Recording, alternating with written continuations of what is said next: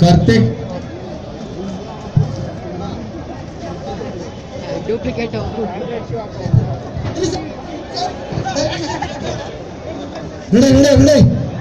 ನೋಡಿ sir, camera ನೋಡ್ತಾನೆ sir.